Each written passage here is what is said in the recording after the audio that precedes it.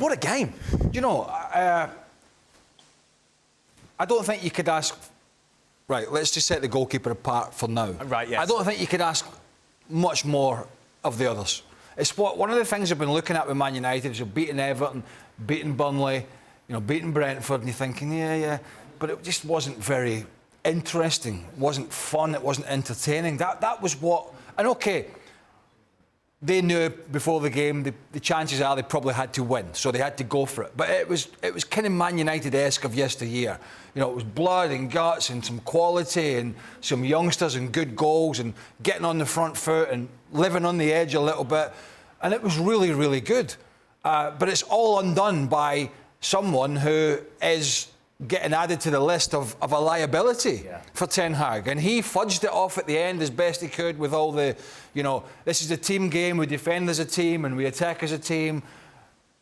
But when a goalkeeper makes mistakes regular, and this guy is, and if you remember, Allianz Arena away against Munich, he was throwing them in that night as well. This is the biggest of the big in the Champions League and he's making mistakes. That's a problem. That's a problem going forward.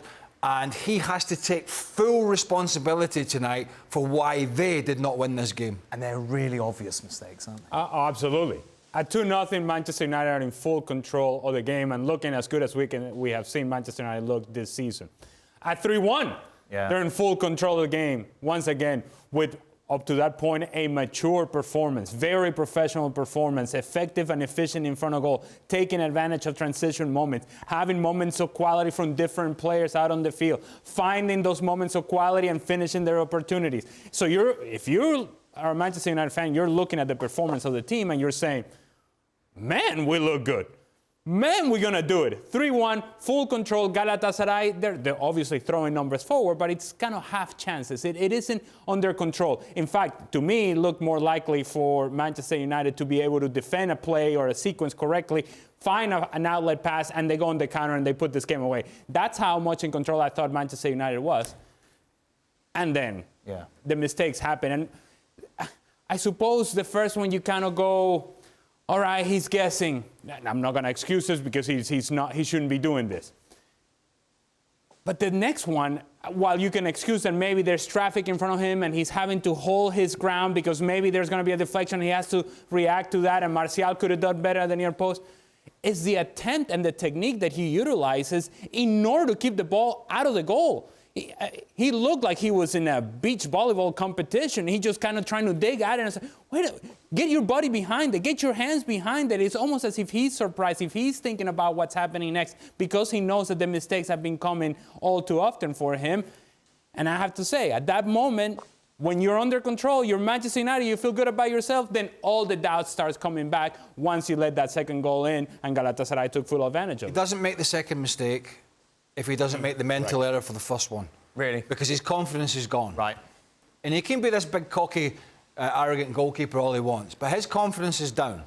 And he tried to outthink the Ziyech free kick. They were teammates at Ajax. He's seen the movie before, both on the field and in training. He's thinking he's gone over the wall, he's doing this, I need to read it.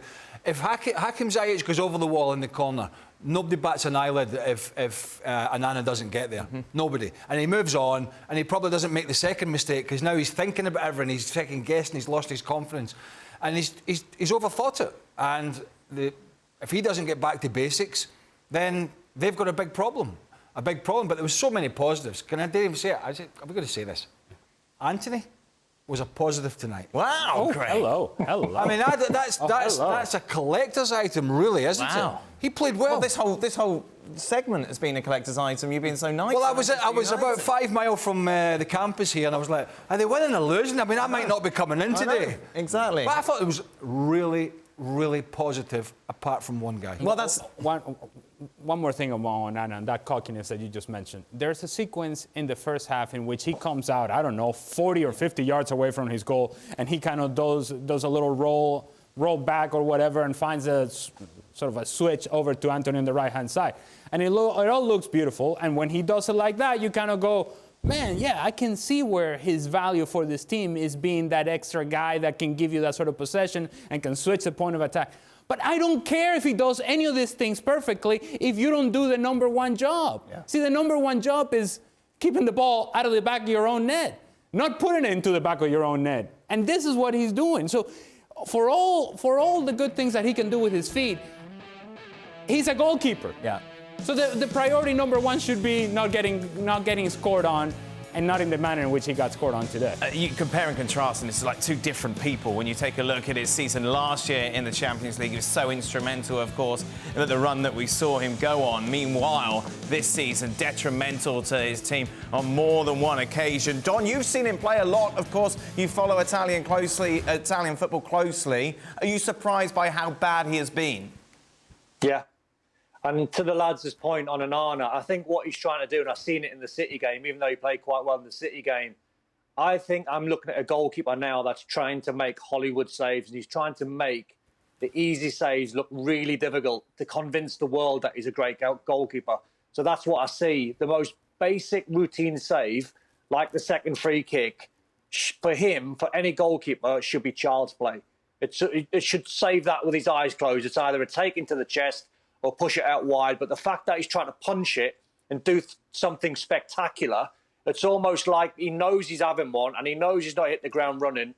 I think his confidence, just what Craig was saying there, I think his confidence is okay because he's quite cocky and he is quite confident. He has been sort of all his career. But I'm just looking at a goalkeeper, Dan, where I think he's trying to convince the world that he's playing well by making these sort of unconventional saves, and it's just not working for him. He looks a completely different player.